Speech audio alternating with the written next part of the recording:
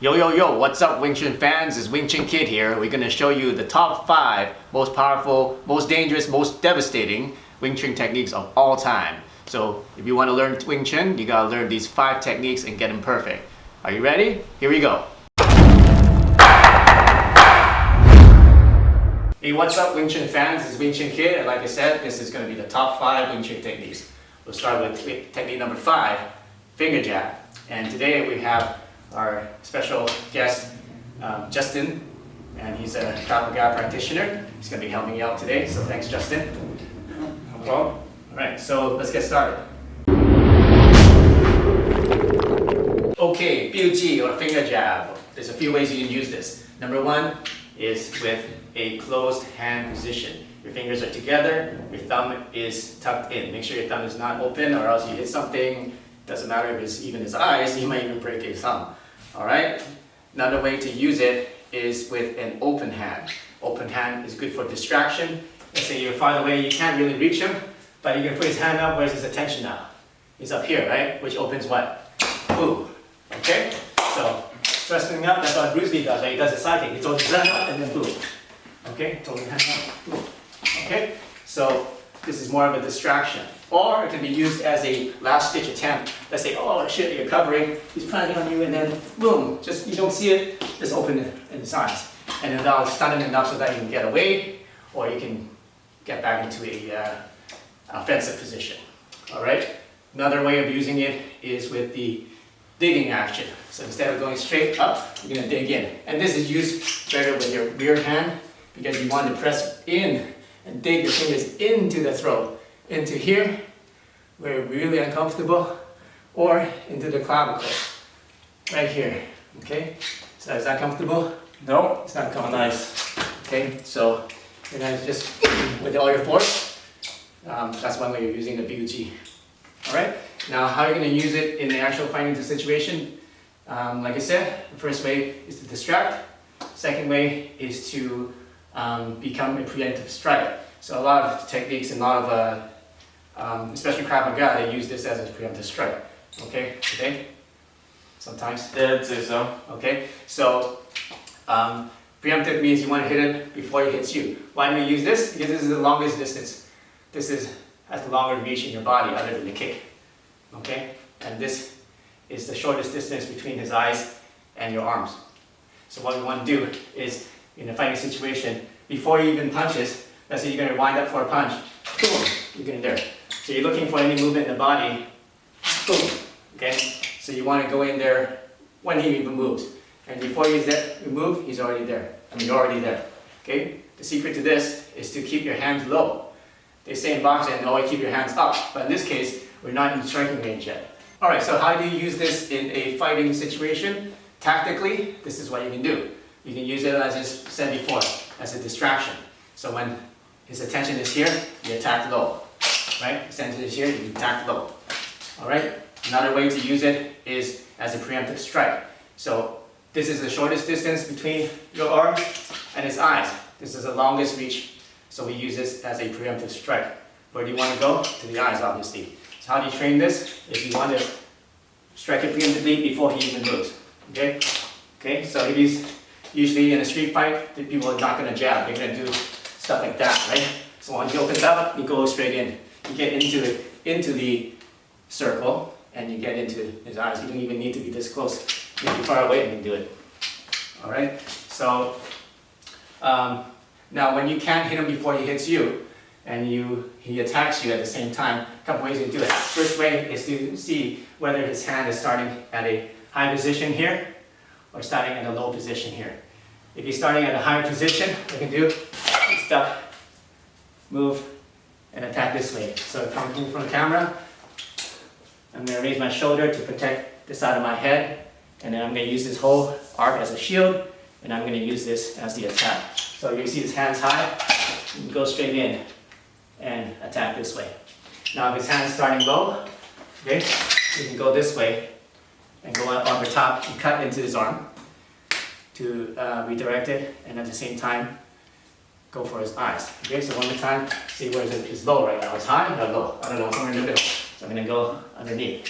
Okay, so it's lower, and go. See, I'm gonna hit him before he's gonna hit me. I'm in here before he attacks. Now, if he has a lot of strength and this doesn't go through, like boom, he gets stuck here. Perfect. I use this force. Boom, chop, boom. Right? Okay, so one way of Yuji. Okay, and we'll show you how to do that other cool Wing Chun stuff later. Alright, thanks Justin. Alright, technique number 4 is going to be the stomp kick. Boom. Alright, we see this a lot in a lot of regular self-defense, like Krav Maga, combatives, also just sort of like modern self-defense. Why? It's easy to teach people in the class to do this. It doesn't take much training. You can just go boom. Okay? So where do you want to use the target? I mean, use the striking. Ideal place would be the knee, because if he's in a fighting position, where's the closest place I can stop? It's kind of hard to reach the feet, right? It's kind of hard to reach the groin, right? And the closest place would be clean. You see, I can reach it easily. Alright? So one place is to do is the knee. Remember, in number 5, use this distraction, boom, knee. Alright? So that's the first target. Another target you can do, if you're closer, you can't reach the knee, it's a little bit too close, right? So just boom, just lift it up like this. And use your heel on the groin. Okay? So that's another target. Especially too close, you can't reach it. This is too close, right? So just reach up like that. So let's say you're in this position. It's very hard for him to reach me with his hands. So you see, punch, right? Punch, punch. So you can't really reach me, okay? But if he kicks, especially with his rear leg, see, he can reach me easily. So I know that the only attack he can do right now, without moving his feet, without stepping in, is with the kick. And just lift it in this position, just like in the Wing Chun form.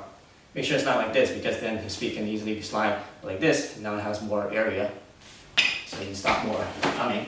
And at least you stop him from kicking you, right? It blocks his kick, all right? And from there, you block his kick. You can one time come out, boom. Elbows if you're that close, right? And that's what you can do with a stop kick. Now, if you're in a really close position, you can use this as a, use this as a quick flick kick. Right? So you're not using power, you're just using speed and flicking motion just to distract the guy, just to stun him for a second, so you can launch other attacks. All right, so that's the time gut, the stomp kick. Hey, I bet you liked the last 3 videos. Are you ready for technique number 2? All right, let's go. You're gonna do the kapjang, or the elbow strike.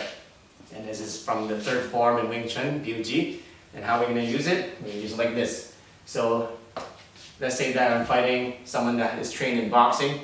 All right. A lot of times when you throw a jab, you're gonna block it with a vertical block. Perfect time to get in there and lock in this block. Once you lock in this block with a little push, you want to move your elbow around and strike him right in the ear. Or if you're closer, right in the back of the head, you can reach it. Okay? Why do I lock in his arms here? Because if he moves it back to a helmet block, right? Nothing I can do here. Okay, he's got a really good protection here. Okay, so I got it. Once his hands here, I got to lock it in, boom. Once I lock it for a second, I pull it back, push, pull, elbow. Okay, so that's when I'm gonna use it to do it. I can do it from this side, push, pull, elbow. Now I got his hands here, perfect place to elbow right across the jaw, or right behind the ear here. It really hurts. Nice soft spot there. Okay. Now, let's say he's really good, he's got really good reflexes, boom, he moves back. That's okay, because in the kapjang, it's kapjang, right? We sink at the end. So he moves back, boom, sink. I still got his chest. Alright, we got enough momentum, let's go this way. Boom. Oh, this way, I go this way, you move back. I go boom. Okay? So that's not comfortable, especially when the stern. Okay? Ideally, you want to go boom, boom, he moves back. Then, okay, sink right into the sternum. Okay, it's not a knockout blow, but at least you got something. Instead of missing, you got something, right? Okay, another way of using the kapjang is like this. So let's say punch, you got his arm, good, boom, right here, behind the elbow. Turn around this way. Okay, so manage to trap his arm. Boom. Okay, up. Well, here's what you say, that's not a cup down, it's going upwards. Well, sure it is, because you gotta start from here. Right? You gotta start from here, from your hip. So from your hip, this way. Okay, you want to go about 3 fingers behind the elbow joint. That's where it's the most painful. And right there. Okay? Now what you do is move it up, then move it down. Okay? You turn them out. Another way of using the elbow is against weapons. So you want to use your, first of all, elbows to block, because it's the least damage you're going to do if he cuts you, is in the outside of your arms. First of all, block. Okay? Second thing you want to do is try to break elbow joints. Okay? So one way of doing it is going up and this way. That extends his arm, and then if you hit him hard enough, sometimes you drop the knife. If he doesn't drop the knife, that's okay. Grab it and strip it out of the hand. Hey, as promised, we got the #1 technique in Wing Chun that I like, is the chain punch or the straight punch. How do you use it? Well, in a fighting situation, you just want to go and blast it in there. Alright, that's one of the only ways you can use a straight chain punch. Why? It's because if you stand still, he's just going to move back, right? And look, he can punch me with his long punch, and I got this short punch, which is useless in a long distance. The only way you can use this is if you close in. So you punch in, shield, and then punch like that. Okay? So what you want to do is you see the attack coming, holy shit, shield, punch, punch, punch, punch, get in close. Okay? That's what you want to do. Okay? So full speed would be like this, you're attacking, right? Okay? You don't want to finish the guy with a chain punch. What you use a chain punch for is just to get him to block and get on a defensive mindset, right? Okay, I'm just laughing, right? But, you know, a little bit distracting, isn't it? Yeah, it is. Okay, now I'm just laughing, but imagine I'm punching him. I mean, it's his arms, but it's still gonna hurt a little bit, right? Right? Yeah. Okay, so let's get punching that fast, like that. He's not gonna be thinking about other areas of his body that are open, right? So do it for 1 or 2 seconds. Okay? So you don't want to train punch into the guy, because that's exactly what happened. Train punch in the guy, boom, you just run into a fist, right? So what do? You block. Then once you pass this one, now you're in the Wing Chun ideal distance, right here. This is when you do the blast. Okay, notice the circle. Okay, because at the same time I'm punching, I'm also blocking this hand from coming up again, right? Okay, notice if I do that, you can kind of go out around, but that's okay. If it goes around and going straight. I'm going straight. Okay, so that's how you use the chain punch. Alright, as a distraction and as a way to dominate the fight. Hey man, thanks for watching this video. Thanks Justin for helping me out in this video. Yep, anytime. Yeah. And if you like this video, then subscribe if you haven't already to this channel. We're going to come up with new stuff regularly, and we're open to suggestions and questions and FAQs. So send them my way, and make sure you comment, like, or subscribe. And if you're serious about learning Wing Chun, make sure you take my course and check it out. So see you soon.